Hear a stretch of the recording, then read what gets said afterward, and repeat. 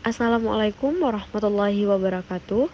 Pada kesempatan kali ini, kami mahasiswa PPG Prajabatan tahun 2023 gelombang 1 dari Rumpun Pendidikan Bahasa Indonesia akan mempresentasikan tentang rancangan pembelajaran dalam UBD.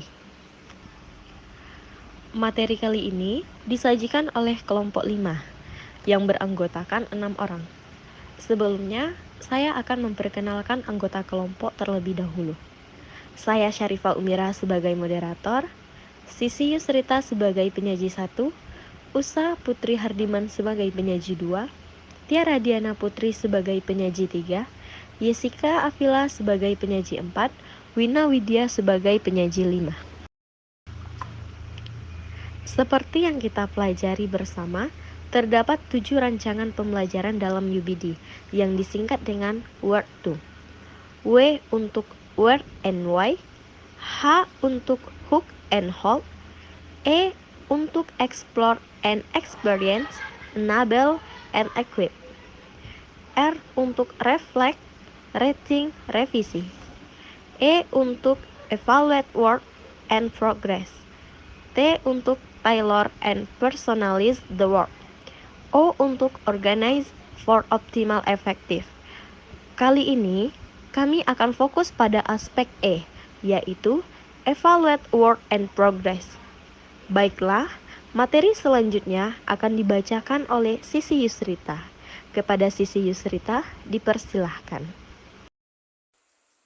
Terima kasih saya ucapkan kepada moderator. Saya akan membacakan materi pertama, yaitu mengevaluasi pekerjaan dan kemajuan. Dalam tahap ini, peserta didik diberikan ruang untuk mengevaluasi kemajuan dan menilai diri.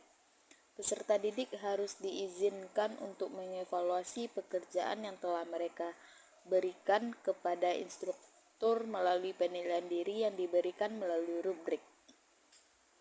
Evaluasi ini dikenal sebagai self-assessment.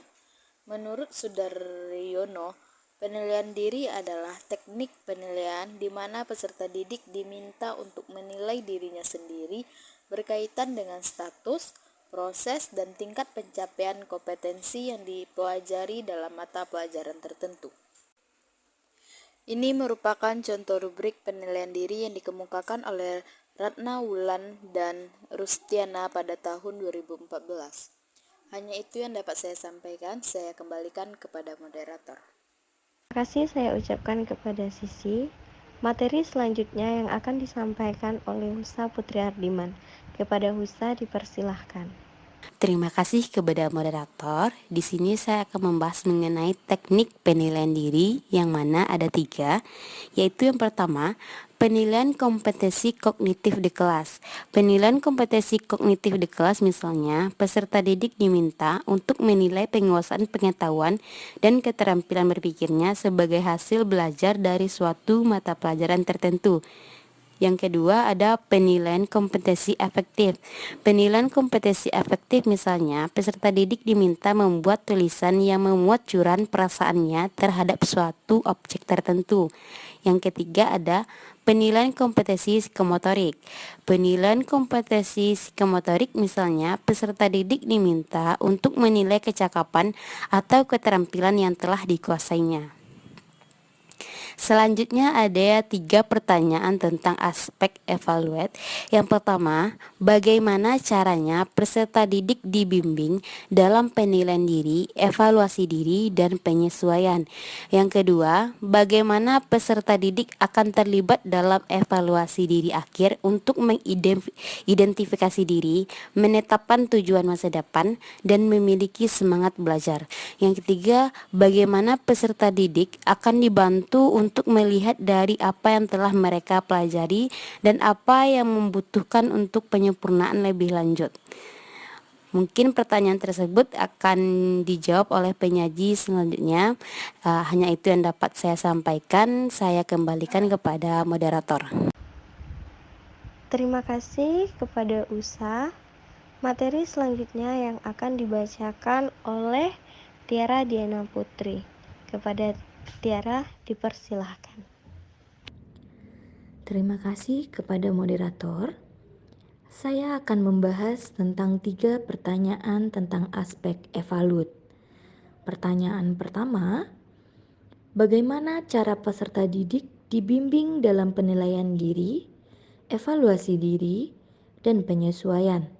Pertama, guru memberikan pemahaman tentang pentingnya melakukan evaluasi diri. Kedua, guru menyediakan formulir evaluasi untuk dibagikan kepada peserta didik. Ketiga, guru membagikan formulir evaluasi setiap selesai satu bab pelajaran atau setiap selesai pertemuan kepada peserta didik. Berikutnya, guru mengarahkan peserta didik cara mengisi formulir evaluasi. Terima kasih, saya kembalikan kepada moderator. Terima kasih saya ucapkan kepada Tiara Diana Putri. Materi selanjutnya yang akan dibacakan oleh Yesika Afila. Kepada Yesika, dipersilahkan. Terima kasih kepada moderator. Baiklah, saya akan menjawab pertanyaan kedua tentang aspek evaluat. Bagaimana peserta didik akan terlibat dalam evaluasi diri akhir untuk mengidentifikasi diri, menetapkan tujuan masa depan, dan memiliki semangat belajar? Jawabannya, melakukan penilaian diri mereka untuk mengevaluasi diri sendiri dalam hal kekuatan akademik, serta kelemahan dan kemajuan mereka dalam menanggapi tujuan. Peserta didik memantau diri sendiri dan menyesuaikan diri dengan kebutuhan. Selain itu, peserta didik secara proaktif mempertimbangkan apa yang berhasil, apa yang tidak, dan apa yang dapat dilakukan dengan lebih baik. Dalam proses ini, guru memberikan feedback atau umpan balik formatif dalam bentuk angket atau diskusi langsung. Terima kasih, saya kembalikan kepada moderator. Terima kasih saya ucapkan kepada Yesika Afila. Materi selanjutnya yang akan dibacakan oleh Wina Widya. Kepada Wina Widya dipersilahkan. Terima kasih kepada moderator. Baiklah, selanjutnya pertanyaan yang ketiga, yaitu bagaimana peserta didik akan dibantu untuk melihat dari apa yang telah mereka pelajari dan apa yang membutuhkan untuk penyempurnaan lebih lanjut. Wiggins dan MC Teich tahun 2005 menjelaskan bahwa dalam melihat apa yang telah peserta didik pelajari dan menyempurnakannya, guru dapat mengembangkan kemampuan metakognitif dari peserta didik dengan misalnya mengkondisikan anak untuk melakukan self-assessment, self-monitor, dan self-adjustment. Salah satu contohnya, melakukan refleksi di akhir pembelajaran secara jujur untuk melakukan apa yang sudah dipahami dan apa yang belum dipahami.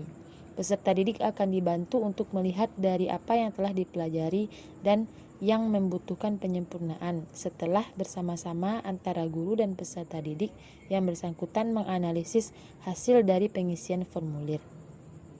Hal ini perlu dilakukan bersama agar peserta didik bisa lebih memahami kebutuhan dan kemampuannya melalui arahan dari guru setelah menganalisis bersama.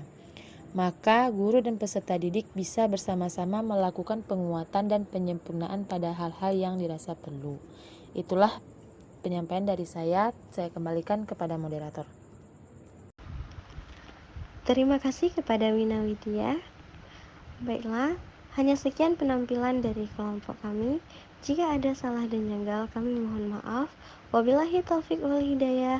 Assalamualaikum warahmatullahi wabarakatuh.